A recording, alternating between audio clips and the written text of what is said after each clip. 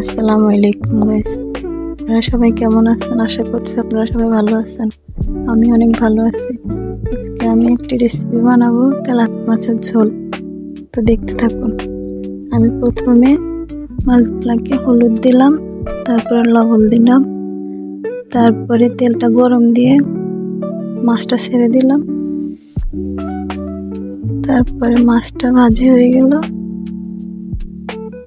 তারপরে পেঁয়াজ দিলাম, 1 টেবিল চামচ রসুন বাটা, 1 টেবিল চামচ জিরা বাটা। তারপরে কিছুক্ষণ নাড়তে থাকলাম।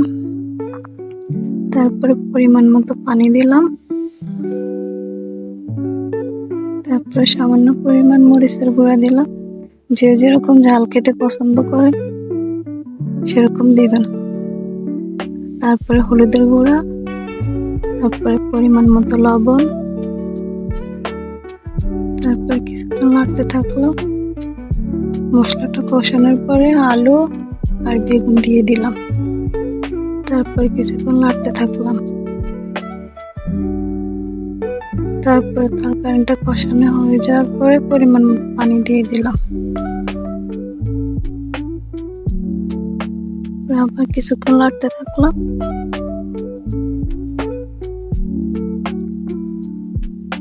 তারপর ঢাকনাটা দিয়ে ঢেকে রাখলাম। তারপর ঢাকনা তুলে দেখলাম। তারপরে আমি মাছটা দিয়ে দিলাম।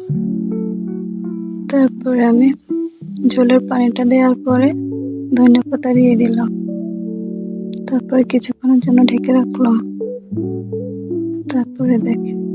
তো ভিডিওটি ভালো লাগলে লাইক করে দিবেন।